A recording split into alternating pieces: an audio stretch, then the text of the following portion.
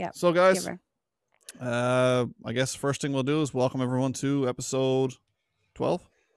I think. 12-ish. Yeah, 12. You know what the funniest thing is? I never before an episode look to see what number it is. I'm No, always like, we could I'm be always- totally off. Yeah, Like, Welcome to the April 12th. Yeah, I could be totally lost. But like, I'm like, Yeah. and that's like my last thing. I'm like, not that we prep a lot because no one wants to listen to a prep podcast. That's why No. people, the feedback we're getting is that love you guys because it's not scripted.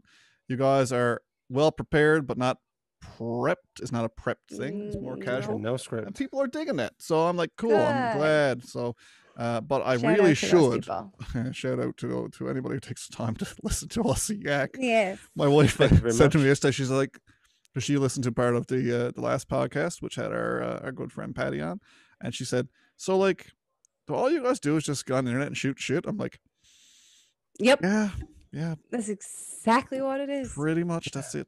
So, again, I really should, Sounds like a podcast. as kind of like the mediator for these two fools, I should at least look into what number we're at, but I don't. Yes. So I'm going to say 12. Sounds right. Welcome to episode 12 of the Deeks Night Silly podcast. Your hosts, Kylie Murren, myself, Ryan Gates, and Chad Newman there on the bottom. So I guess titter tatter, let's get at her.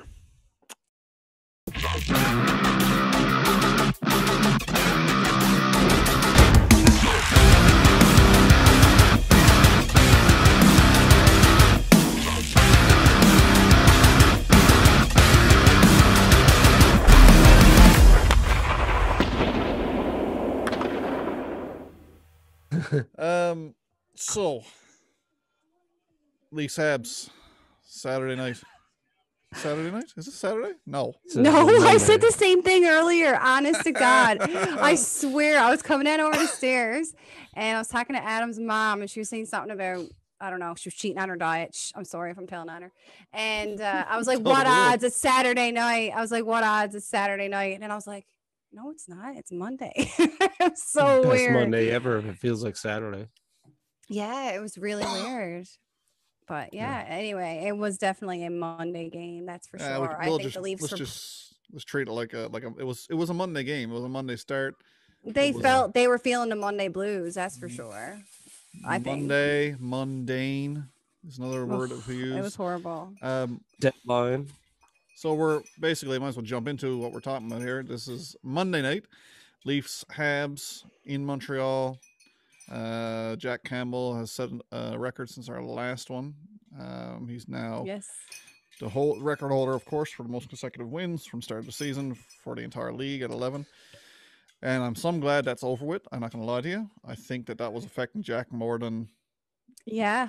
because he was a different goalie up until win number 10. Right. I think he like listening to him and like his past, I feel like he's the type of player who does get in his head, and goals get to him. You could see him out there getting emotional, and you could tell he was like swearing, obviously. But yeah, so I agree. I'm glad it's kind of over. Yep. No, that's what I'm going to take away from this as a good thing. Get Mhm. back to focusing on the task at hand now. That's right. Playing like a team, playing for something other than a record, because there's no records to be played for in that regard for a goalie in the playoffs. You just need a goalie who's going to be good. Yeah. I didn't think he was good last game. Obviously, let him 5. I'm not going to say I didn't think he was good tonight. I just thought he was average. I thought in the third period he was good. Yeah. A little too late. You know what I mean? What it comes back to me, that weird first goal kind of set the tone for the game, and while they battled back and tied it up, the Leafs never really had much jump either. They had No. a couple moments, but they couldn't hang Yeah. on to that gas. It wasn't like the Ottawa game where they were jump 60 minutes they were going, right? Yeah. Yeah. Then Ottawa would come back all of a sudden and Yeah, it wasn't. They get on just their edge. they just didn't have it in them tonight. They really didn't. I feel like they were like, you know what? We beat the record, but it's been like go, go, go these last, whatever it was, 5-6 games, the streak they had going. And it was just like, you know what? Look where we're to. There were like 6, I think, points up on Winnipeg, and Winnipeg lost tonight, which was a blessing. So Ottawa beat them. Thank you, We got Ottawa. Calgary tomorrow night. Yeah, but you know what? I think we might have Big Save Dave, and you know what Big he's gonna Save Dave, really? do? He's gonna stand on his head and beat Big Save Dave. Let's hope. Let's see So what we got. pretty excited. Or he lets in 12. Not really Or sure. he lets in 12. Yeah. He could be like, you know what? I've always hated this team. I'm only here for a month. Like my old team. Nah. Have you ever wondered that though? If players ever think about that? Well, I mean, you can't help but wonder it because I mean they're just humans like the rest of us. Yeah. I mean, if like if Foligno's just going back to Columbus after this year, yeah. I mean, I'm not questioning his dedication or his interest level or anything, but I mean, he's not part of the team. He's only just, you know what I mean. I don't want to say that either. I've thought about it too. Listen, but rentals are Completely exactly agree. that. They are rentals, like a car. Mhm. You take a car rental and it's yours for a little while, and you use it, you abuse it, and you get rid of it. Yep. No, it's You not really yours, treat it Serves a like your own purpose. car. right? Yeah. It has a like- serves purpose. And That's it. rental players are not the same as a player who's been playing on the team for 82 games, 52 games, whatever the season But is. we want you to play like that for the time that you're here. Yes, Yeah, I believe I'm they not- will. I'm certainly not Like- questioning Nick Foligno as a At the quality No, but player. I love the at the guy. end of the day, talking about this, so if they're a rental, it's because they're on an expiring contract. So they do have to play, and like they're gonna have to reference their last number of games, no matter what that is or who it's with. Chances are, if you're a rental, you're going because a team is on a playoff run. So you have to show that you performed. So I would hope that they're gonna play just like they would, whether it be their hometown team or Well, His he dad wants played for a the cup really Leafs. bad, so I Yeah. think he's buying into And this group. the way that the way that they made it out to be was like they kind of give him the option, is the way it seemed to me. I don't know if you guys got that same impression. Well, yeah. they had to. He had a no move clause. Yep. Okay, that's Right. what I assumed. I didn't actually look it up yesterday. We're I getting was way ahead just- of ourselves here. Like, We so- are, yeah, it's because time we to were shut down talking the about the podcast. game, and now the Okay, yeah. let's Sorry, just I was. let's dial it back a bit there, Miss Off Topic. Well, That's me. all right. Well, Dave Riddick. Actually, what I was gonna didn't say bring is- it up. Is T'Chuk gonna try to squat Big Save Dave's head or what? That would be funny. He does it with everybody else. I seen a tweet today that was a Flames fan, and he said, "I guess I'm cheering for the Leafs in the playoffs." He said, "Because I refuse to cheer against Dave Riddick and TJ Rhodey." So Oh, I feel like I that's- did see that. I that's did high see that. praise, right? Yeah. So let's dial it back even a little bit further. Game. Okay. All right. So, Okay. one thing I did notice at the end of the game, and I noticed throughout the game too, Galchenyuk wasn't that good. Tonight, no. Yeah. There's been a couple of Top things line. while he's been effective since he came over. I have noticed his hockey IQ is there. Like the passes he wants to make and wants to accept are there, but I find his timing is just a little off. Like his passes haven't been good since he came. You know, he hasn't been like, Yeah, they're not connecting. yeah, he's not connecting, and he's not connecting with the passes sent his way. Mhm. So that was a noticeable thing for me throughout the game. And I was like, by the third period, he won't be on this line anymore if he keeps this up. And sure enough, by the time it got to crunch time, we started seeing Thornton on that line. They were Ugh. shuffling people around. I was like, who, like what? That was the move I didn't want Keith to make. I was like, Keith does that every time, though. don't- Every time don't put they're Thornton losing. out there when He you're always does grinding that. for the goal. Listen, that was the worst decision he could have made, and But- and Thornton did it last game too. He took a pen. Well, he didn't do that this game, but putting him out at the end of the game, I mean, is the decision I'm talking about that Keith made. It's just like, no. No, at No. the end of the Like- game, if you're looking to get to spark the top line, there's only one person you can put on there, and that's Zach Hyman. Then fiddle with your second line. But I think Keith loves his newfound second line. Understandably, they're Yep. been great for 2 games. Yeah. Well, they weren't great tonight. They did have a couple of very effective shifts. But yeah, Zach Hyman's is what the straw that stirs the drink on the first line. We all know that. Putting Thornton there, Always. slowing things down. He's not a shooter, so they take away that threat that doubles down on people teaming up on Matthews. They're not protecting against Thornton's shot like they would Galchenyuk even. But No. yeah, I don't like I said, I knew Galchenyuk was going to get plucked from that line just to try and stir it, but I was like, no, not Thornton. Like anybody, Spezza, I know. Simmons. I don't care who. Just I'm just somebody who's going to go to the net, go hard. I don't know. And I love Joe Thornton. This is not a knock on Joe. It's just a knock on using Joe at the right places at the right time. I just don't think that's right. yeah. Joe has just been kind of ineffective though the last little bit. I don't know if it's time to maybe just give him a break. Like why I know well right now we're without like William Nylander and Nick Robertson got a chance tonight, but there are some people waiting in the wings who might have a better shot. Just give Thornton a day or two off, because there is a lot of hockey coming up now at this stretch. Well, same as last game. Me and Dad watched this one together, and I just don't think that like. Yeah, I was explaining to Dad who Nick Robertson was for starters because again, he's a rookie. Dad haven't seen him play before. So he's not a fourth liner, so don't expect like a checker out of this guy. He's not going to be effective on a fourth line. Definitely not. It's just to get his legs going tonight was. Well, even Vader said, he said, gee, he's really fast. I was like, yeah. Yeah, he's not going to stay down there. Oh, no. And I said to Dad, I said, if he gets a shot, he'll probably score. And I was just waiting for him to get a shot. Right? He just couldn't get his shot away. And I'd like to see him get some elevated minutes. Again, it all goes back to what we talked about, episode 4, 3, 2, I don't even know. You got to see what you got. You got like now's the time. You're in first place. You're going to make the playoffs. Right? Yes, there's You're probably no doubt going to have about that now home at ice. this So point. now is time to decide, what do you have in Nick Robertson? Do you have a guy who we can play in the playoffs? 'Cause I think you do. I think he's a legitimate top 6 forward for me. He did good in the play-in rounds this summer. Oh, yeah, he had a goal. Yeah. Right? He did well for like someone who's never played an NHL game in his life or had an NHL. Well, did he do training camp? Yes, he did a training camp. Well, he needs a nice fast line to be on. Yeah, and Ingval and Mikheyev, I think, are 2 good line mates for him. The only problem with that being Ingval being the centerman, I don't think the Leafs are on board with that. Like, I don't think they're really enjoying Ingval at center. I don't enjoy Ingval. I don't either. But from what I've like read over the last, over the last few days, of course, talking about trade deadline and whatnot, they were discussing like options and everything, and that was the word around the block that they're not really loving Ingval at center. They would like to have another option, and I guess enter Nick Foligno. But yes, we will get to that. Mm-hmm. Well, why don't we just get to that? Because that's what really no one who's listening to this podcast wants to hear about the Leafs losing anyway. Yeah, the game was crap.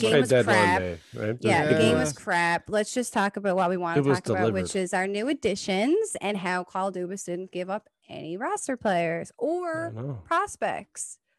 Just picks who we don't even know who they may turn into. Steve Dangle will do a video in 5 years telling us who they were turned into, and we'll be like, we got a cup. That's what we'll hopefully be saying in 5 years. All the doubters always say you can't keep them all. You're going to have to trade away some of them sometimes. Exactly. I don't. And he keeps doing it. They're saying next year, draft year, is going to be crap, especially after COVID. And I mean, of course, there's probably going to be a couple. Yeah. So like, and if the Leafs hopefully go far, knock on wood, I'm not going to knock because my dogs will bark, but it'll be like, a 32nd pick. Hopefully. But that is. So I guess we talk about the Leafs' big acquisition. Made a big splash. They acquired from the San Jose Sharks, Antti Suomela. Good one. That's a good try. Better than what I would have done. Suomela. Okay, so we'll start off. Let's work our way to the top because that's more exciting to me. So that was the trade. That actually happened today. It was a deadline day trade. It was obviously just a contract dump. It was player out, player in. The player in is going to play in the AHL. The player out had his chance. It was kind of meh. It was great at the AHL level. Meh at the NHL level. So low risk. Low risk, low reward. So he still might make be with the the Marlies.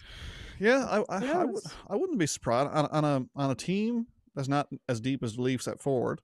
Barabanov gets more ice and gets more opportunity, and I think he can play in the NHL. There's no question that to me. He's an NHL player, but not with the Leafs anymore. So that's probably our least impressive trade. Moving on up, we also acquired. Excuse me, sorry guys, it's COVID.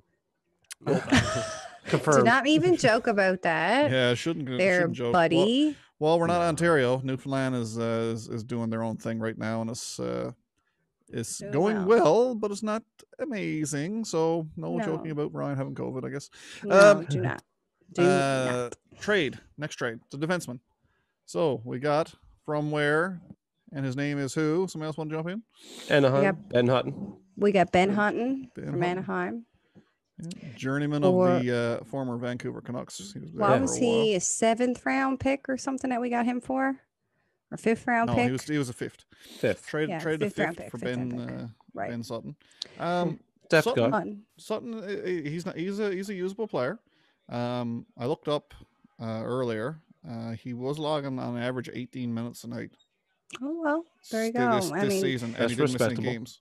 Oh, and games, but no like sustained injuries, we'll say. The Sharks not being a strong team, like you can't really give him a good evaluation based on that. I don't think, like based on it, and not based on his minutes, but I mean based on like looking at his stats, because I did the same. I looked him up. No, he is a defenseman, so I don't expect you to go out and score goals. That's not his job. That's not what we brought him in for. So he is what we lost when we lost Mikko Lehtinen, except he's got more experience.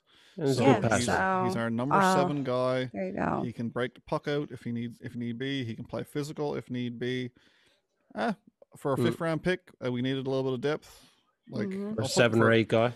I was hoping for a little bit of a better defenseman, but if that guy is not available at a reasonable price, then I'm fine with Ben Hutton. Well, it might be Sandine. Yeah, absolutely. So, I'm cool. What we've got, our 6 that we're currently using for the last 20 games have been. It's been fine. Been fine. I'm okay with it. They're not the league's best, but they're certainly respectable. So yeah, I don't think there's a big lot to talk about there, unless you guys want to jump in with anything else you discovered. Same thing with Riddick is insurance. Yeah. Just being ready, just in case someone goes down.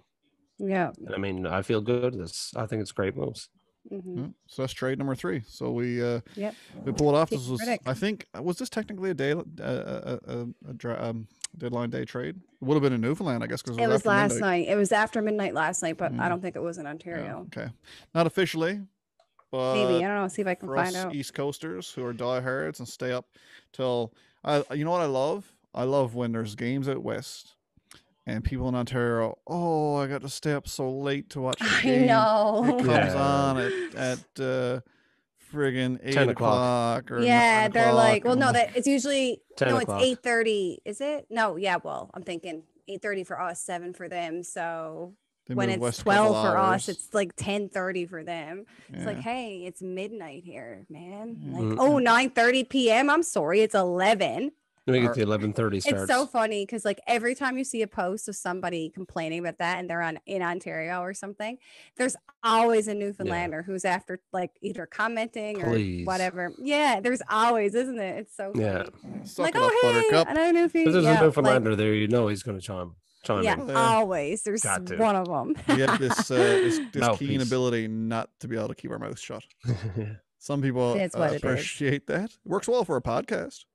Apparently, people seem to like that we just talk continually, and they tend to listen to us. It works. And we've had very few people tear us apart on our podcast yet, so that's always nice. So far, so good. No Patty tonight. Too bad. No Patty tonight. No Patty tonight. No. We'll have to get him on again. Yeah. With you, Chad. I missed out on the Patty episode. Yeah, he was a bit of a natural, actually. Well, not we all knew he would. God, I've never seen anybody who likes to talk Leafs more than. I mean, he likes to talk Leafs more than anybody I've ever met in my life. I mean, I think the day I met Chad, I think it was the day I met Chad.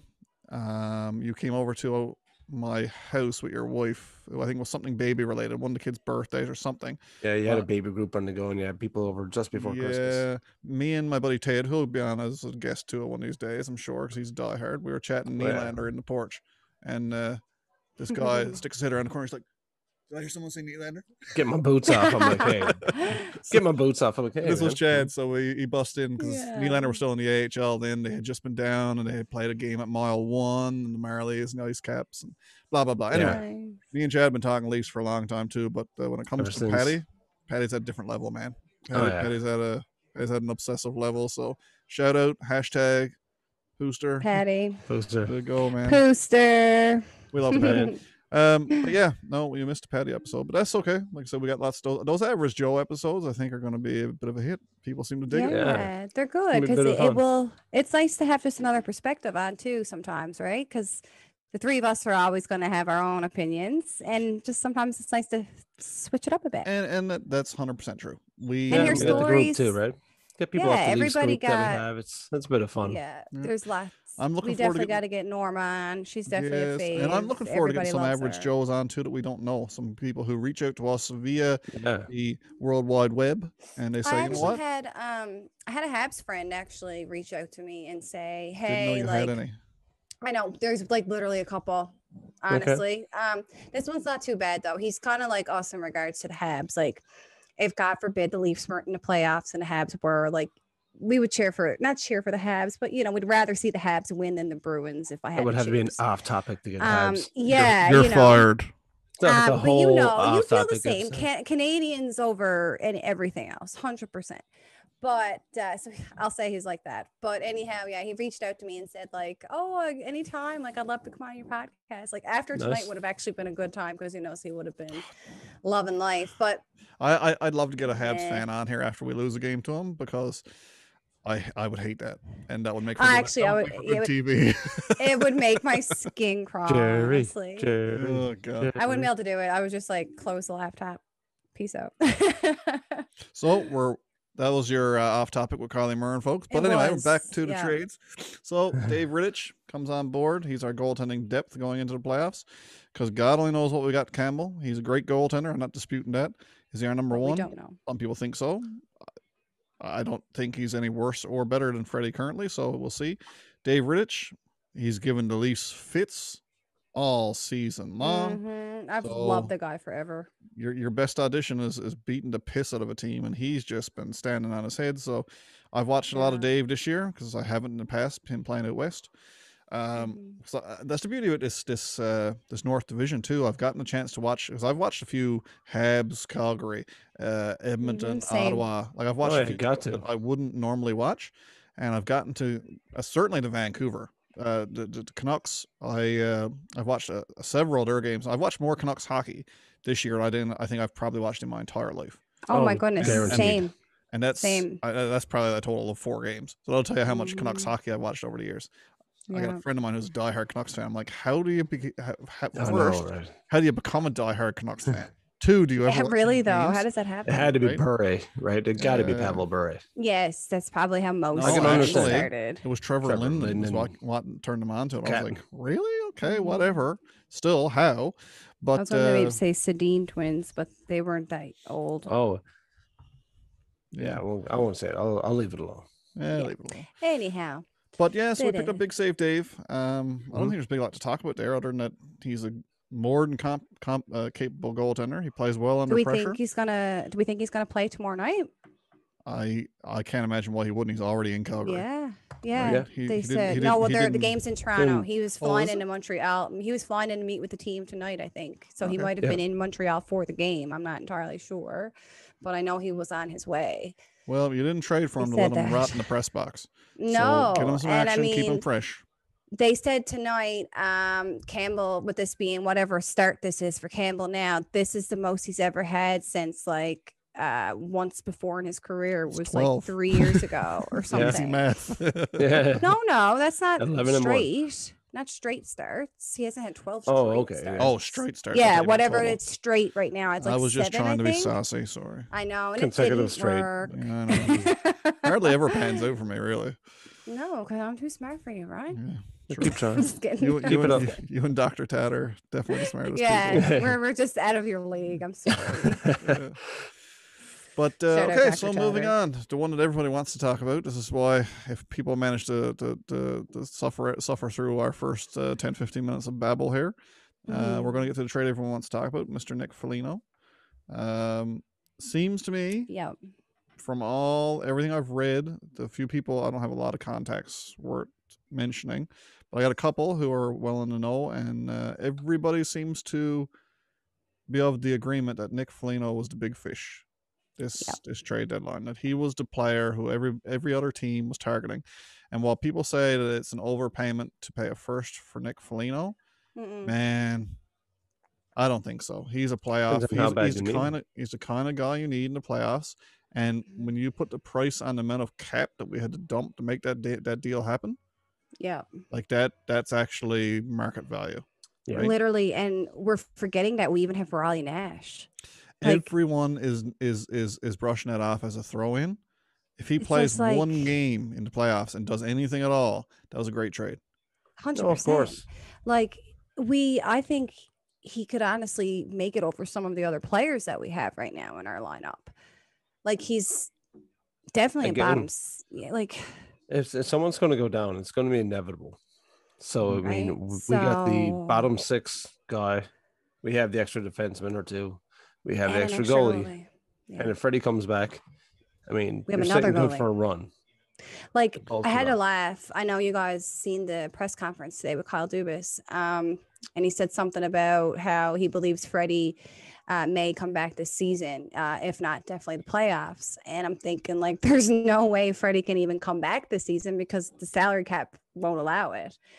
With the way LTIR and the salary cap with the playoffs works, he can't come back yet. Because we would be over unless they sent a bunch of people down who would have to go through the waiver wire, and like you're not doing that.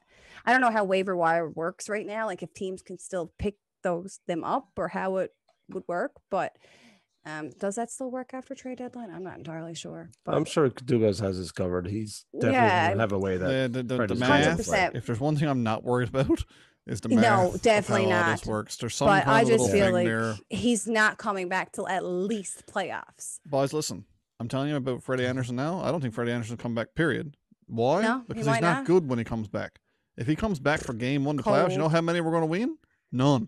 Because he's terrible when he comes back cold. He's like, this is not Ryan, I can think of a time when he wasn't. No, you can't. Because he's always bad. October, Freddie. He's terrible. Like after injuries, he's terrible. Yep, after the break last year.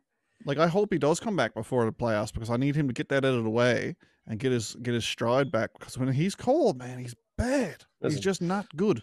Can Jack Campbell gets hurt. Marlies? Like, is that a thing? No, you can't do that. Can you? Yeah, I don't know if you can do Muzzin did it. Muzzin did it before. Yeah, you can condition a goalie, same as you. Yeah. Because if it's a bona fide injury.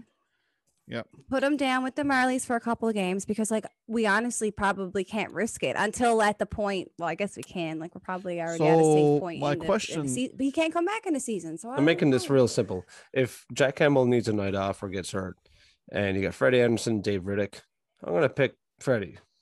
Well, I'm not see it do that, but I mean, if he plays a bad game and the next time that decision comes up, I'm like, well, give Riddick a start. But big save, Dave. 100%. You got to give Freddie. You know what he's capable of when he's healthy, so you can't just count him out. I don't think. I know. No. And I'll agree with you.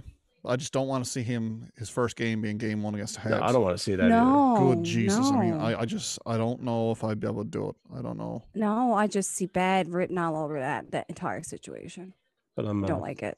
No, but the Foligno thing, I never even had a word in. But man, that dude's badass. Can't wait. Go to for see it, Chad. Yes. Can't wait for him to rip it up, because that guy is going to bring the complete level up. Yeah, for the Leafs so much. Any team rolling in to face Zach Hyman, Foligno, Simmons, I mean, they're not in for a good night. Where do we think he's gonna line up? I'm glad you mentioned it. That was my next thing, Kylie. I have no idea. I think number 2, alongside John Tavares Nylander. Yep. But I mean, right now, that's where he starts for sure. That's where he starts, yeah. And then Galchenyuk's job to work his way back up there if he's good enough. Because I'm fine with Foligno in the bottom 6 too. I'm indifferent. I just don't want to see all the vets jumbled up in the bottom 6. I don't think there's any need of that. No, right? I don't think that's effective. Like Joe Thornton and Jason Spezza on the same line, I don't even like that. While they've been I wouldn't successful, like that either. I just don't like it. I just don't. It doesn't gel well with me, right? But yeah, you got to think that's his spot. That's why they went up and got him to begin with. He's capable. He's been a top 6 forward his entire career. Outside of his rookie years and working his way up. But since he got the gig, he's been a top 6 forward and a capable one. His numbers have fallen off dramatically in the last 2 or 3 years. He was never a bona fide superstar in the league. But I mean, he's capable of your 20, 30. I wouldn't say that. He's had some really good seasons of over 100 points. Mm-hmm. Did he get over 100 points? Joe Thornton? No. I'm talking about Foligno. Oh, Foligno. No. Okay, jeez. I thought you said Joe Thornton. I was like, no. Okay, no. When you said 100 points, I was like, holy frig, no. When did that happen? I'm just... But you know what? I'm going to read out some tweets that people said about Nick Foligno if you want to hear some. Sure. If you're curious. I just searched up his name because I'm just curious how people are like feeling about it. Because I was on Twitter, and a lot of people are hot and cold. So, this was before we heard Taylor Hall was going where and blah blah blah. Because a lot of people wanted Taylor Hall, and of course a lot of people wanted Nick Foligno, but they are saying going into a 7-game series with the Bruins, if that happens, I'd rather have our guy 100%. Than their guy. Like that's literally what I said to you guys today. Like, look at both rosters, the Bruins and the Leafs. Which one would you rather? Can you put it this way? If you're rolling into Boston with that team, would you rather face Boston with Hall or face Boston if they had gotten Foligno? Right. I would not want to face Boston with Foligno. Holy crap. I wouldn't even watch it. They're hard enough watching Columbus with Foligno. I know it's hateful. Foligno and Dubois made life so miserable. And Jenner and Anderson. I mean, it's sad to see that team getting stripped apart now, but it was well constructed. Yeah, it is what it is. But okay, at JFresh Hockey, he said Nick Foligno, reportedly acquired by Toronto, is a defensive specialist, top 6 forward who doesn't bring much of anything offensively, whether it's play, driving, production, or finishing. That's what that one guy said, and he has like a neat little graph that nobody can read because it's just a bunch of acronyms. Another guy said Nick Foligno is not the player he once was and came at a very high acquisition cost, but is a terrific fit for his defensive ability and, yes, his grit. And it's a bargain after salary retention. One last one. Nick Foligno is an extremely good defensive forward. Do not expect him to score much, but he will help Toronto a lot. I agree.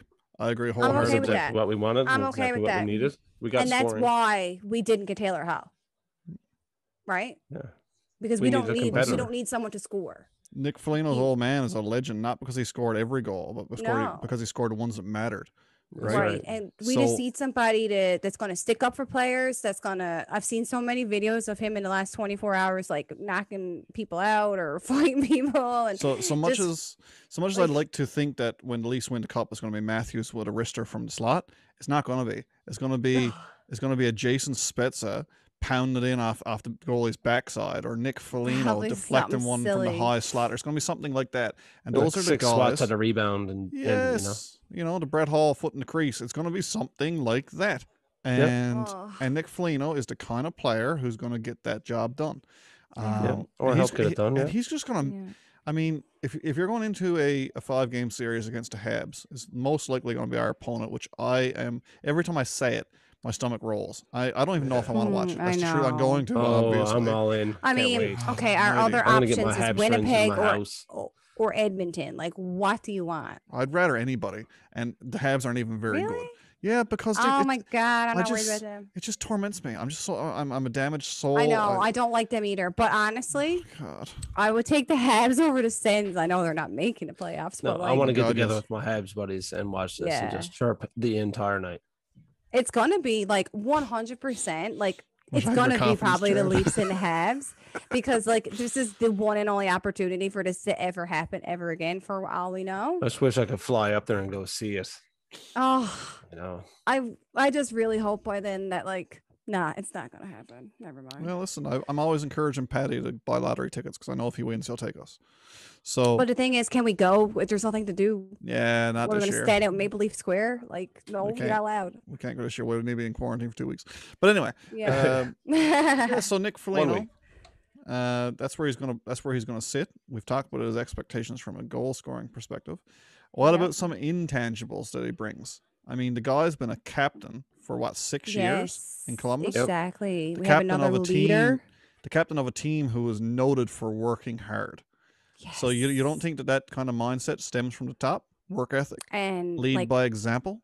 That kind of stuff. Captain of a Tortorella team. Right. That's exactly right, Chad. That's what I was thinking. He's a player who Tortorella liked. Yeah. And he don't like many people. My favorite tweet of the entire. I know what you're going to say because I was just thinking about it. Yes. Favorite tweet from the entire trade deadline. Just stop spoiling them. You're stealing my thunder. I know, but is that one? I know, yes, they don't know what I'm going to say. Okay, we just need to make sure we're on the same level. We're on the same wavelength. Yes. Don't mess it up, Ron. Go. I know. Reports have John Tortorella has already benched the first round draft pick acquired for Nick Foligno. Yeah, I laughed out loud. Yeah. Like it wasn't just a LOL. Good, yeah. I actually went. Right? That's so good. It's so funny that like obviously we have the same stuff coming up in our Twitter feed. It's probably because we all log in on the same Twitter. We all follow the same people. That's the problem, right? Mm-hmm. While at least Twitter is huge, there's still only. Every now and then I come across a new person and I'm like, whoa, I haven't seen you before. Like follow. Like there's always so many, but for the most part, there's like a tight knit group on Twitter, and I think my new favorite is Omar from Pension Plan. Isn't he not? Yeah, he has all the video too. Clips and stuff. Yeah, everything. TikTok Omar, you talking about? TikTok Omar. Yeah. Shout out to TikTok Omar. We'll tag him in this episode when we post it up. Yeah, he is great. Love his stuff. Yeah. He has. He's and right after the play, like there's no delay. One of my first stops for everything now. Yeah, he's fantastic. I think he's on a podcast he's funny too, actually, if I'm not mistaken. They do have a Pension Plan podcast. Yeah. He's great. It's really good stuff. But yeah, I mean, for the most part, everyone's following the same stuff around. And but with Foligno now, I was going to say for accountability, you have Simmons and Foligno in there. These guys are going to lead with example, and they're going to lead by like pounding people. I wanted to make a point. We need that. With regard to that exactly. I'm so glad you brought it up because I had forgotten.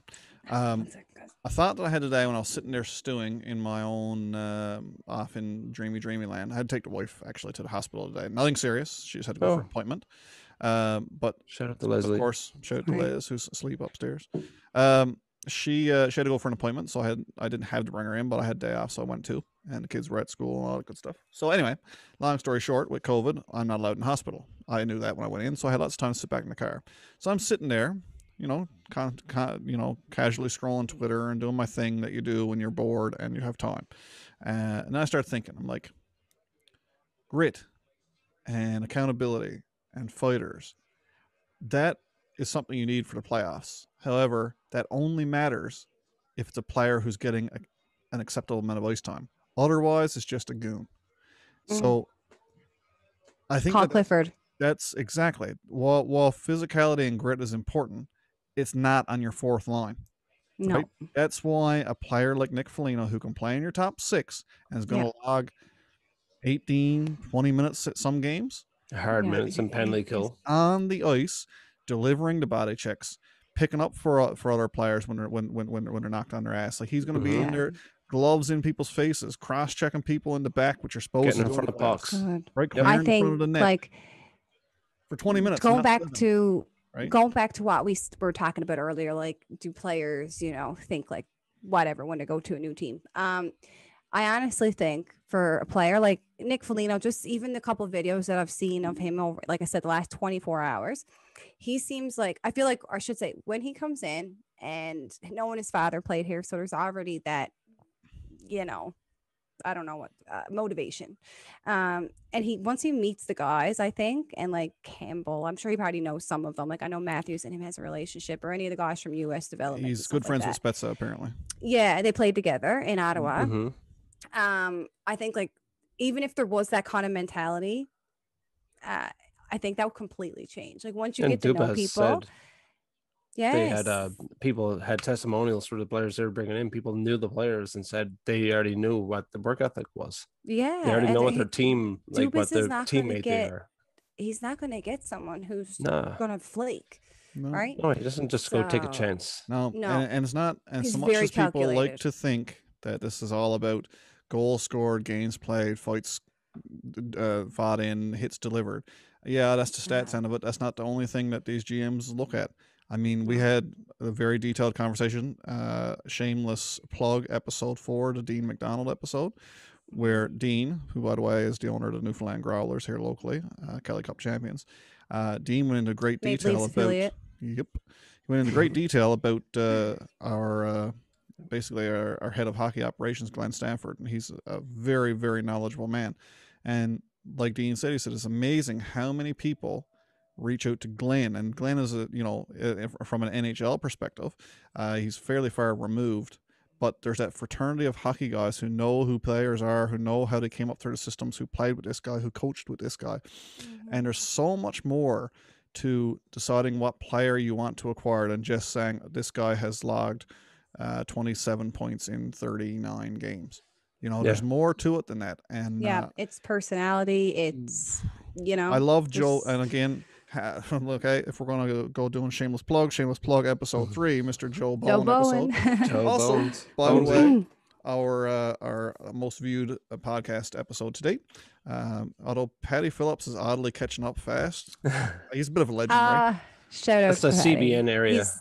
He's famous in Newfoundland for all you. You want to know what's hilarious though?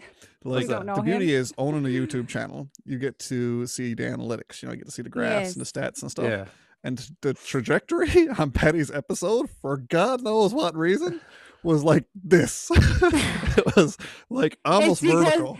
It's because we had, I don't know what I was going to say. It's because it's Patty. It's Patty. Everybody loves Patty. It's just the way it is. Right? He's probably at work too, like telling all of his colleagues, all of his clients, oh, hey, watch me.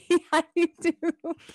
I love him. Love a good guy, but we gotta get you on with us, Chad. It was fun. It was good.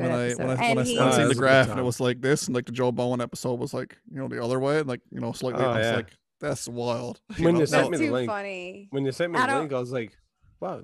Pooster was on this? Come on, guys. It was so last minute because and that was awesome. I'm glad you did. It was a lot of fun. Yeah, it was just something different, right? We were just gonna do the two of us, and we said, you know what? Let's reach out to him and see if he'll jump on. And he was on literally 2 minutes flat. Yep, let's go. This was 11:30, 12 o'clock in the night because the game didn't start till 9. I don't think. I had slept. I wasn't feeling well. I slept through the entire third period and right through when I was supposed to do the podcast. I know you literally woke up and messaged us literally right as we ended too. It was 1:30 in the morning. All right, backing it up. That's it. That's it. Yeah, that's it. Sorry. To the Joe Bowen episode. Yeah. Oh right, yes. So that's a couple of comments ago.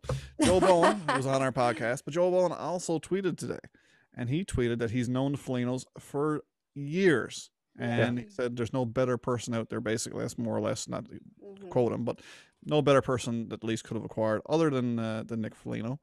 And that he's really happy to come on board, and that he had said to Joe, let's go get an effing cup, Yeah. So, I got no doubt in my mind that the Leafs got the player they needed and the best available player for their needs. They didn't need Taylor Hall. I would have been fine with Taylor Hall. Don't get me wrong. I would have been mad if this morning I woke up and there was another first overall pick. No, right? But when they got Nick Foligno, I was like, yes. Yeah, I want competitors, and that's what I want. And so happy with Nick Foligno. It's another one of these hardworking veterans. Never got the cup, always wanted it, got a chance, won't spoil it. Let's go. Right. And always dreamed to play for the Maple Leafs. He knows he did. He even said, I got here in front of me actually. He said, this is something I got to witness. I'm not sure where he's from. No, he's from Sudbury, they said. But I thought he played for US, so I'm so confused. Anyway, he said this is something. American, I know that. Yeah, I think he must have a dual. He has dual because I'm pretty sure. I was actually saying that to Adam, and I still haven't looked it up to know for sure.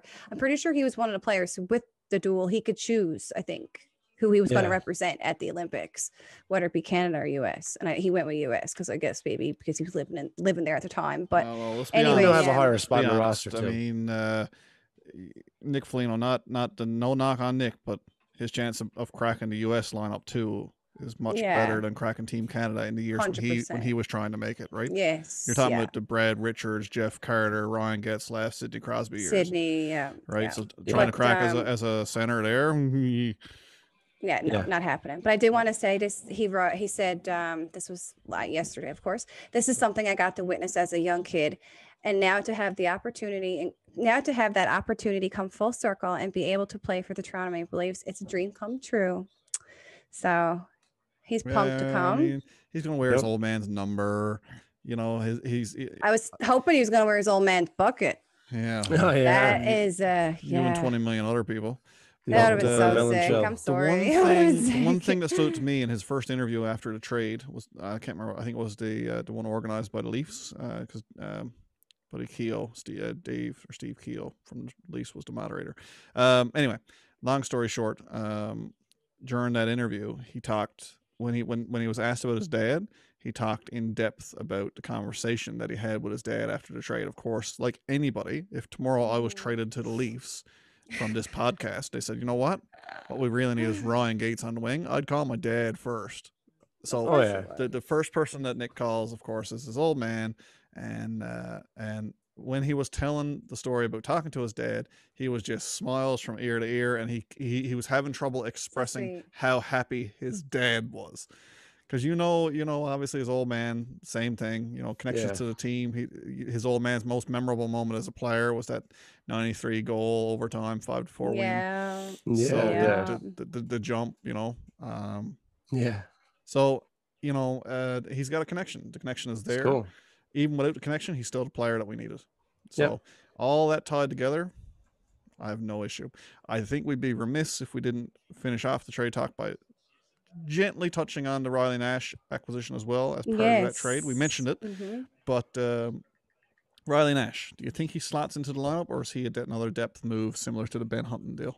With the rolling fourth line like they've been doing, I wouldn't doubt he, like, whenever he's healthy, if the fourth line isn't like really performing, I could see him slotting in some nights, like especially if someone needs a night off after a little bit banged up. Because we're all in agreement, correct, that Pierre Engvall no longer has a roster spot starting soon as quarantine is over, right? For Nick Foligno. Yeah, for Nick Foligno, 100%. He's taxi squad material all day long. They're not. Yeah, Spezza's not going. And like I said, unless they do a whole Thornton take a break, like I don't mean like a long break, just like scratch him here and there. I think they're going to have to rotate. Yeah, they're going to have to rotate between him and Wayne Simmons, I think, honestly, because if I had to choose, they are the weakest links of the group. I've even read a little bit of doubt on Wade Simmons already. I'm like, I'm not ready to give up on Wayne. No, goodness, no. It's just I don't expect those guys to play like the young guys are going to play and bring it every time. Like, I mean, they got a lot of wear and tear, a lot of high mileage. Yes, I do have Riley Nash's stats in front of me if you guys are interested. So this season he played 37 games. He had 2 goals for 5 assists for 7 points, which is not great. Last year he had 64 games played for 14 points, that being 5 goals, 9 assists. I'll do the year before. He had 78 games played for 12 points, 3 goals, 9 assists. Now, the year before that, he was with Boston. He played 76 games and he had 41 points, 15 goals, 26 assists. So, and he also has some years, I'm not going to completely read them out. The year before that, 17, 22, 25, 24, going right back to when he played for Carolina. So yeah, it's interesting. I mean, the man is 31 years old, so he's getting up there, no doubt. He was born in May, so he's actually soon going to be 32. It says he was born in 1989, but he's already 31. Oh, no, that's right. Yeah, oh my God, it's 2021. I'll be okay, guys. I was thinking it's 2020. I'm getting sleepy.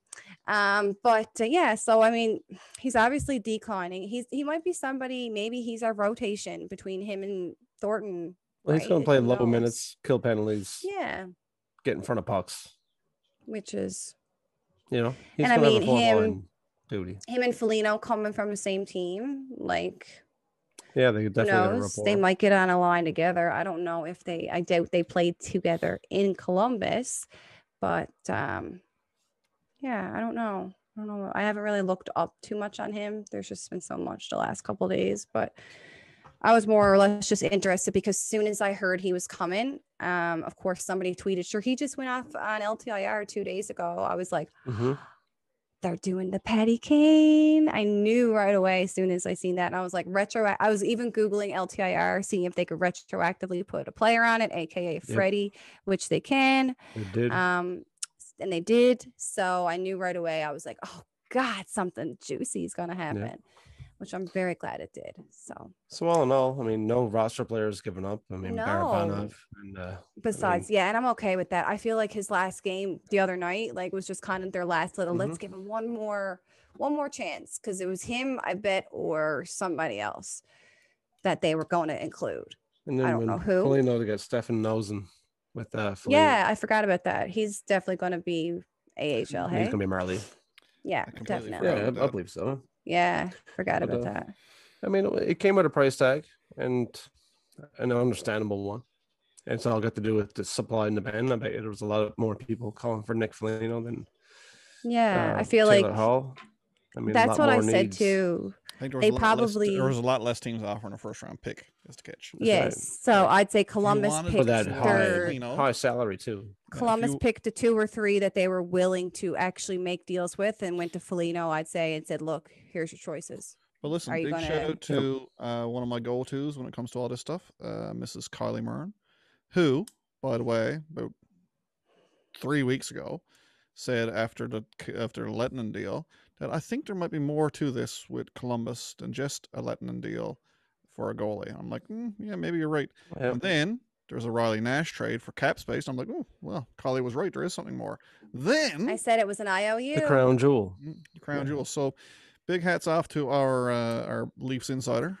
Obviously, it's funny that you mentioned that, because I didn't want to bring it up the other night when Patty was saying, remember Patty? Well, of course, if you watched it, Patty was saying that was his target, his potential wannabe, was he wanted Nick Foligno. Yeah, me too. And I actually thought about that. I was like, man, I think it's possible because of what happened with Lettinen. Yeah. And I didn't want to get into it just in case he didn't see the episode. I would have had to explain myself. But it's funny that you brought that up, Ryan, because I've been thinking it was going to happen for a while. Because as soon as he said it, I was like, man, that's so true. But I wasn't thinking we were going to get Foligno. I was thinking we were going to get a different player. I was actually thinking we were going to get a like D-man. Raquel or someone. I was wondering if Raquel was going to make the way over. And I bet you that was an option today. I think so too. Well, they weren't talking to Anaheim only for Ben Sutton. Or Ben Hutton. There was other reasons they were talking there as well, I would imagine. It's like everything. And everything it's just like this trade. It's not like Dubas called up Keegan Line and was like, you know what we really need is a 4th or 5th goaltender. Yes, right? exactly. That's what we really need. Yeah. They were obviously in conversation many, many times before this, and all these little bits like Kylie had predicted way back when, all this stuff tied together, and it's not just what you see today. Like the trade that you've seen from the deadline is the trade that everyone's talking about. Is the 2 4th-round picks, of course, one split to San Jose, and a 1st, and we got Nick Foligno. That's not the trade. That's today's portion of it. The trade is 7 players or 6 players, essentially. Or if you go back. If you tie that all together, which is one conversation that was split over 3 segments for A, for cap reasons, B, for flexibilities, like there's a whole bunch of reasons why it was split up. Yeah. Because Dubas and Brandon Pridham are basically geniuses. Wizards. And Keegan is smart enough to go out and get something for himself. He did well as well. I feel like was the winner on draft day, by the way. He got 2 first-round draft picks. He did good. Yeah, right? But I feel like back when that first deal was done, first deal was done with Lettinen, Columbus was already rocky. It was more or less, all right, we can't do a deal now. Leafs couldn't do a deal because they wanted to wait to the very last moment because of the cap thing and the prorated salaries. Keegan didn't want to do anything too hasty, knowing, okay, well, we might have a shot. Like, let's wait and see. Call me in a couple weeks. Let's do what we can do now, because it really makes no difference to either one of us. It gets me a D-man who I can slot in next week, and then get you a goalie that you can put on the Marlies. Whatever. It makes no difference. It's just money in, money out, little money. And now here we are. I don't know. I mean, like I said, I predicted it, but I felt like, because that was so silly. Like you said, Ryan, back then that night on that podcast, you think he picked up the phone and said, you know what I really need? A goalie who's played 9 minutes of NHL experience. Like, no. The more you talked about it too, the more you got me thinking. I was like, no, she's on to something here, and really got me digging deep then into cap friendly. Got me digging deep into roster lineups in Columbus. Well, I'm always reading that. And I obviously knew Foligno was one of the big names out there. Anyway, everybody was talking about him. But yeah, it really got me thinking, and you were bang on. So props to you for seeing something that I didn't see right away. I honestly just didn't think it was going to be as big as a splash as Foligno, because I honestly believed. surprised. I didn't think Dubas was going to go. Well, yeah, I didn't think he was going to go the rental route. I didn't think he was going to do the rental thing. And then I thought he might have tried to target a D-man. But then when we had that struggle there a couple weeks ago, everything started to change. That's what I think happened. Because Savard, I think, may have been a potential person too. If this would have been an even bigger splash. I don't want to be the guy who looks back and says, who's in the, looking over your shoulder is 2020. Yeah. Because personally, I thought the greater need for me, if I'm GM of the Toronto Maple Leafs, which I'm not, obviously, for obvious reasons, I'm doing a podcast and I haven't got time to manage the Leafs. But my need, I thought, would have been to have right now we picked up a forward who's here, and we picked up a defenseman who's like here, right? I thought the need was to get a defenseman who was up here and a forward who was down here. I thought a depth forward who was good would have been an adequate add to that team. And I thought, no, okay, let's really shore up the defense. Let's go get a guy who's capable of logging 20 minutes, who we throw him in the bottom six and you split your minutes more evenly, rest people up, get, spread it out. That was my approach to trade deadline if I'm the GM. I'm not the GM. So I'm not going to be one of those guys that sits around and says, no, I would have done exactly what Dubas done, because I wouldn't have. But do I appreciate what he done? Do I see how that makes sense, how that's an approach? Yeah, hell yeah. I did like that second line. I do believe that missing piece was big, and it had to be someone big to go on a second line, because you have Galchenyuk for cheap. Yeah, and another thing is, go ahead. There's a bigger need than cheap. Yeah, 100%. And like what I was going to say is, yes, there has been some need on the defensive side, but if those couple tweets that I did read, because again, Columbus is not a team I've seen a whole lot of. Actually, funny enough, when me and Adam went to Toronto on our first trip, we actually seen them play Columbus, but the main reason was we seen them play Boston. But anyway, that's off topic, you know me. But I actually just haven't seen them play too much. So I didn't really know much about the guy other than the play-in rounds last year and the 2 times we probably played him the year before, and in recent years. Well, I'll tell you something knowing go ahead. He's a defense. Sorry, I was just going to say, knowing that he is a defensive-minded forward, it feels kind of both needs. Yep. Right? It feels both like needs, another 100%. Yeah, and like I no offense, because with Riley screwing up like he did tonight a couple times, I mean, everybody has bad games. They all had a kind of a bad game tonight.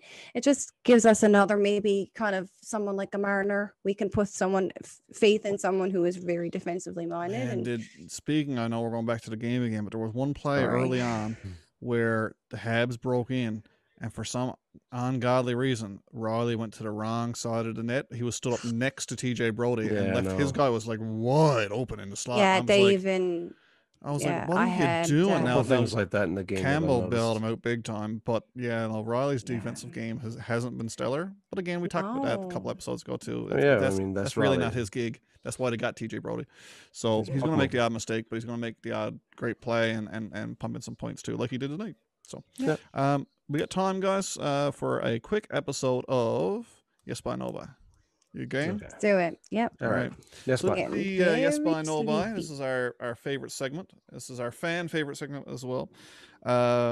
It's an episode where we use the word yes by to answer a question. I'll throw out some hot takes or some interesting stats to potential stats to my co-hosts, and they'll answer with yes by or no by. And if you're not familiar, yes by is used in Newfoundland. No. Yes by, no by. Several different ways. So I'll run a little definition down here. You'll see it pop up now very shortly. There it is, right there. You'll see it, and it explains that yes by means a lot more than just yes or no. In Newfoundland, it can mean a ton of things. So, but anyway, we won't get hung up on that. Yes by No By, the trade deadline edition, brought to you by Deeks Type Silly Podcast. I'll start off with some stuff that's non-trade related first, because I got a couple that are trade related, a couple that are not. Sure. Mitch Marner. Roll them at me. Mitch Marner. He's more valuable to the Toronto Maple Leafs than Austin Matthews. Yes by or no by. Oh, the silence. I love the silence. It's like Sophie's choice. Yes by. Yeah. Like that. That's a good one. That's a good one. No by. Yes by, which means I can't believe you just asked me that. Yeah, no by. Yes by. Yeah. I don't know. I wouldn't know. You know, I'm going to have to say no by, and that sucks because it makes you feel like you said something bad about Mitch. I mean, I know. you have this I honestly elite goal scorer in Austin Matthews, and you have an elite playmaker in Mitch. You know, I bet you if you put it to the public, it would be pretty split. Yeah, I'll go with Austin just because it's like picking just that little bit. Who's your favorite extra Chihuahua? Right, that's what I was just gonna say. It's like picking your favorite child. Like you'd never be able to do it. You totally have one, Kylie. No, but listen, the rules of the game are you have to answer, Kylie. Chad answered. What is your answer? Yes, by or no by? Choose your favorite child. Choose your favorite puppy. Oh my God. No, I'm not paying my puppy. This was Mitch and Austin. Shh, they're not my like puppies. I know. Yes, by or no by? Mitch is an MVP. Don't look at me like that. Of the team. They know we're talking about them. Okay. Oh, I can't. You go first. You go first, Ryan. I'm a yes by. I am a yes by that Mitch Marner is the most valuable player on this team. Why? Because he's led the team in scoring ever since he was a rookie. Okay, that's factual stuff. Points. Yeah. While Matthews was highly productive without Marner, he's playing at a superstar elite level with Marner. Yeah, he is. And he kills penalties really well. Yeah, he penalties really well. That's literally he brings that youthful exuberance to the team that I think is infectious. But just from a play perspective, I don't think like what's Matthews sitting on now 32 goals. Yeah, Matthews doesn't have 32 goals, nowhere near that. If he's playing with Nylander instead of Marner, Marner's putting him on a dish like he did for Tavares when Tavares scored 45. All right. Yeah, and that's what I've been saying all year is wrong with Tavares. So no knock on the greatest goal scorer in the game currently, because I was going to use that as a yes by, no by, but I think it's an obvious yes by. He's the greatest goal scorer in the league right now, and that was too easy of a question. I like to make it hard on you guys. Yeah. So that's my reason for the yes by. A little bit backwards to Chad's, but both respectable. So you got to break the tie. Yes by, no by. Kylie Murren. Rubber match decision. Oh my God, it's really, really tough. Like it is because you're the one who got to work in the morning. So you side with? I know they're both Ryan or Chad. They're both elite players. Okay, I'm gonna say no by. Damn it, lose again. I'm sorry. Why are you gonna say no by? Because I feel like anybody can be an elite passer. Like Jason Spezza, if you put him up there with Austin Matthews, like only for the speed. Now I do see now I feel stupid because I honestly I think there's a lot of things about Marner that's better because Marner can play defense. Then Joe again, Thornton's so can beard Matthews. just grew 3 inches when you said anybody can be an elite passer. Matthews can play defense too, though. It's just they don't really allow him to. Like he is the best stick lifter, takeawayer ever. So that was my train of thought. Is like, okay, wait, Marner's better because we like his defensive game, but I mean, Austin Matthews got just as damn good as one. And you know what? He don't play as much on the power. Mitch doesn't get that many assists unless the person he's passing to has a very good gift to score goals. Which is AKA Austin Matthews or John Tavares. I'm not talking about Jason Allison, master of the second assist here. I'm talking about Mitch Marner, who creates goals. Right? We're not talking about a guy who happens to pass it to a guy. It's really hard. Like, all right, I'm going to end that one because Kylie's struggling too hard. It's too much. That'll keep me up tonight, honestly. I'm ruining her life with that question. If Austin Matthews and Mitch Marner were in the same draft, who's going to get drafted first? Austin. Every time, I think. Yes. And it's sad because Mitch don't get the recognition that he do deserve. 100% he doesn't. And it's not by like a long shot. I mean, it's just they're both a dream. They are literally it's ridiculous how good they are. It is absolutely. Together. I get cold shivers. I got a goosebumps skin now. Thank you. Yeah, I don't like this game anymore. I don't like it anymore. No, okay, go to the next one. New game, next episode. You're getting sleepy. 20, well, you wouldn't like the one that I came up with the other day. Oh my God. Pick your poison. Who would you rather injure, JT or Matthews? Yes. You wouldn't like that game. We're not going to put that negative karma out there.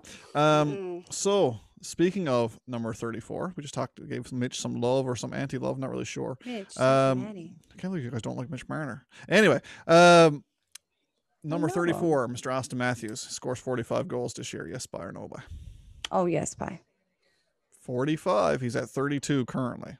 And there's still 14 games remaining. Oh, what did I did on the Facebook group. We thought he was going to get 50. I think he was going to get 42 or 44, I said. I know. I remember. I said 42 or 40. Yeah, so No buy, but I hope it's a big old yes buy, obviously. Okay. Well, there's how many games? 56, and we've played 42. So I mean, there's still a few games left. Once he had 42 games. He's gonna have multiple goal games coming up. He had 3 goals 2 days ago. Like, imagine he does that once more, and then in between that, there's 1 and 2 goal games. Like, it can easily happen. Or so you're a yes buy right now. You're a yes buy. I think he really. 40, I like your 45. Optimism. Chad's a no buy, 45 only barely. Is high. I want to say he'll definitely hit 40. I don't know about 45, but he'll definitely hit 40. I didn't choose 40. He gets 2 tomorrow night. Because I gotta make you think. Think? He's getting 2 tomorrow night. All right, let's do it. Okay, 2 tomorrow night. Yeah. All right. Well, for me, I'm a no buy. I think the man gets 44 goals. Yeah. I think it's gonna be that close. Okay. I'll take it. I'll take it. Listen, I was getting ready to like. When like I said, I've said it many times again, and when I think back to my years when I was in my peak fandom, I'm peak now. Actually, I've never been more into it than I am currently. Same. But when I was a real diehard fan, was just after the Kessel trade. Phaneuf was on board. I was all in. I was like, these guys with some tweaking and some additions, they can make some noise. They can be a playoff team and blah. Didn't really pan out. But I remember, 82 game seasons, sitting back and like Kessel's hovering around 28 goals, 29 goals. You're just waiting for him to pump in that 30th goal at game 79. And like Matthews puts up 30 in like the first 40 games of the season. I'm like, it's just unheard of. It's so stupid good that I don't even really know how to respond to it. So the fact that we're even talking about it, he's gonna score 40 goals. I think we all know that. 40 goals in how many 58 games? That's 56. That's ridiculous. And we're at what I said? We're at 42. I assume this is updated. 59 points. Yeah, we have 59. Games. Yeah, he's going to score another 8 goals in the next 14 games. At least. No question. And what's he at 32? Exactly, guys. He's going to hit 40. Going to happen. He's going to hit 40 before the end of the month. Yeah. I said he was going to hit 50, but only for the little skid that the team had and a couple games he didn't play. It wasn't the skid that the team had. It was the skid that Matthews had. This team is going to live and die through Austin Matthews. What number game was this? We said tonight it was funny that Matthews scored and the team lost because it feels so weird. Because usually when the team's on, or when he's on, I'm sorry, the team's tonight on. was a weird game, and it was. I feel like they didn't even want to win it. I feel like they were just over it. They were like, we got Campbell. Sandbagging. Get over the record now. Apply for something different. Play to win now next time, not to play for records. Yeah. One last one. Before I get into a trade, holding in the odds. So this one's much easier. I'm giving you, this is a gimme for you guys. You have to think about it a little bit, but it's not a hard one. It's not gonna get you losing sleep. Galchenyuk, when he starts the game tomorrow night, is he gonna be on the first line? Yes, buy or no buy? No buy. You don't think? No. Only if. Not because of Keith any is reason. like, okay, one day is not enough. One try is not enough. That's about the only logic I can say. So he has one really good night where his line goes out and scores 4 goals and he gets 2 assists. And he has one bad night where his line still scored. I don't think you're going to say that the guy loses his job on the top line. Tonight. He wasn't terrible. The bad bounces. It was just Montreal played over him. It's like simple. That's all it was. Montreal was the better team. You guys were ready to throw my Chucky under the bus right quick. I know. No, but I just don't think. No, I just think knowing Keith, like he shuffles the lines all the time. Now, then again, being a back-to-back, he might not. So I don't. But Nylander's still being out. It's a chance. Yeah. I think not because he played well enough. Yeah, I think it's because Nylander's out. I'm going to be the guy who disagrees with you guys. I'm going to say yes, buy. He's on the first line to start tomorrow night because I think Keith's going to look at it and say he hasn't played terrible. I want to give the guy a chance to develop some chemistry, get his timing right, and he'll give him a shot. If he doesn't, I'm going to be a bit disappointed in Keith, to be honest. You don't want to be busting his confidence already. No, you've worked so hard to get him to where he is. You don't want to drop him to the third, fourth line now. That's not. No, my goodness. Even if they took him off the first, it was only to put Hyman up and then put him back with JT. That's all I was saying. I'm okay with if they were going to take him off the first, it was for Hyman, and they were just going to put him back with JT and probably Mikheyev or something, which I actually think is Mikheyev and JT. I think have really good chemistry. They're very similar, I find, and they're playing. I don't know. They're weird. They're not similar, but they are in some ways. It's weird. I don't know. Try to play the same role, just differently. Yeah, maybe that's what I'm trying to say. I don't know. I shouldn't say they're similar. They just have chemistry. So this is a quick one. No by. Yeah. The trade edition. We're getting some trade stuff. Nick Foligno. Okay. Our new stud top 6 forward is going to play on the power play for the Toronto Maple Leafs. Yes by or no by. He has his entire career. We need to do something. Sometimes by. Sucks. Sometimes by. Maybe by. Maybe yes, maybe no. Come ça. Perhaps by. You think he gets a regular shot on the power play right out of the gate? I think maybe because it's so shit right now. Yeah, the power play is they literally have had more goals scored against them on the last like 40 power plays than they've had for them. So I seen that stat and honestly, I was like, yeah, they've scored 2 goals in the last 37 power play attempts. They've had 3 goals scored against them while they were on the power play. They only got 1 goal, haven't they? They only get 1 power play goal. They end up with 2, yeah. But when was the last time the Rangers made that real big run, but they went like over 28 or something like that? Or they just never... over the course of the last 38 power plays, I think it is, the Leafs are a -1. -1 because they've had 3 shorties scored against them. That's just putrid. Like, it's so bad. That it's the weirdest bad stat ever. And they're in first place in the league. Manny, how are they still paying that man? But it goes to show you what a great team they are. They're still first in the NHL. Well, maybe not tonight. I think they're losing again. But they're still. When they pulled a goalie, I said, like, that's the worst thing you could do. Tobias plays better when they're even strength.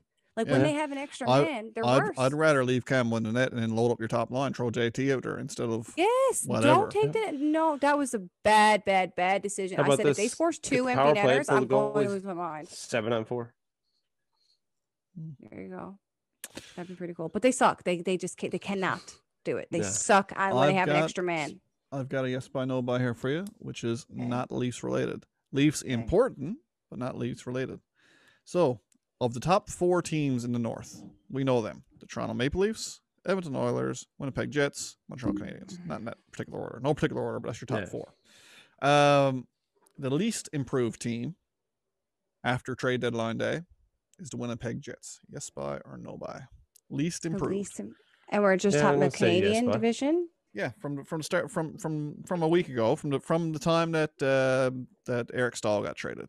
So, you know, not just on a dead night. I don't want to just judge them on one day. But just the Canadian teams or just the top 4 teams? Just the top 4 Canadian teams. Oh, okay. Because the bottom 3 Canadian teams didn't improve. Yes, they got worse. I agree. They need defense. Yeah, they did nothing. They didn't get it. No, they got a D-man who's not even really that great. Yeah, for a 6th-round pick. I'm going to disagree with you. I'm going to say the Edmonton Oilers are the least improved team. Well, maybe, yeah. Yeah, that's true. I just realized that. Yeah, they never did. They still got nobody. Like, I mean, like go out and get Taylor Hall back. Bring him home. Go do something. I think if the Oilers would have had the money, don't they? No. They're up next year they will, because they didn't lose Nuge this year either. That's the other thing. Nuge needs a contract, and they got 30 mil cap space next year. And I think Ken Holland, being who he is, I don't think he's going to make a big splash this year if he knows he's got a better plan next year, and he doesn't want to muff that up. Ken Holland should be worried about his job. Yeah, 100%. I agree. I think his job is safe this year. My thought on it is, even with the addition of Jordy Ben, I think that the Winnipeg Jets are a mildly better team than the Edmonton Oilers got by adding Kulikov. I don't even know who that guy is. It's all right, but I mean, they got Hellebuyck. Right, I mean that automatically makes them better. Yeah, that makes them better because of they're a better team than the Oilers, no doubt. But I also think they're more improved because I think their addition makes more of an impact on their team than what they were. That's just my opinion. It's totally subjective. Kulikov is improving their back end too, but it's still not a big thing. But no, I'd say Winnipeg. They really, you know what? If they really want to make a serious push, they needed something bigger than Jordy Ben. If they were serious, listen, none of the Canadian teams really took it seriously. I mean, the Habs. I mean, Leafs did, obviously. Dave Riddick, Ben. Yeah, right. What are you talking about? I'm talking about teams like the Leafs in Canada. Like the Habs added a couple of depth defensemen and Jordan Stahl. The Leafs went all in. They're swinging for a home run. Oilers and Jets really didn't do anything. I think that the Canadian teams have reserved themselves to the fact that they're not going to make it to the conference final. I really believe that. I think that the Leafs have already psyched them out, which leads me to my last yes by no by. Kyle Dubas in 2019, quoted as saying 19. No, anyway, we quoted as saying, "We can and we will sign William Nylander, Austin Matthews, Mitch Marner." Now, when he made that statement, did you envision 3 years later a lineup which also included, which didn't at the time, included Alex Galchenyuk, Joe Thornton, Jason Spezza, Wayne Simmons, TJ Brody, and Zach Bogosian? Big old nobody. Nobody in the world not envisioned that. One, most people didn't think he could sign the three of them to begin with. Just three. You can't keep them all, dude. Can't keep them all. No, can't keep them all. You just spent $11 million on Tavares. You can't keep them all. And he did. And then people said, "Oh, well, you got all your money spent. You can't build a team around him." I've never seen a more complete team wearing blue and white. Finally. Ever. And like, I don't even mean, I don't even mean like in my time as a Leafs fan. I mean, like, go back to the books and look at their lineups. I mean, this is as good a team as you're ever going to see in blue and white, I think. That's why I'm all in. I'm like, yep, this is the year. Let's do it. Get it over with. I can stop watching hockey. I agree. So yeah, that was an easy question, but I wanted to lead that into just a huge shout out to our general manager, who, if you don't win general manager of the year, it's only because it's a massive that was going to be. I was going to add that nobody yes by. Yeah, did he get it? Yeah. Does he get the GM of the year? No, he deserves it. He doesn't. He doesn't, because he's the Leaf. They've been talking about that on TSN and whatever Sportsnet. They will never, like, whoever votes for that stuff. Whoever gets it, there's going to be an asterisk next to their name, I think. Yeah, but who's going to get it over Dubas?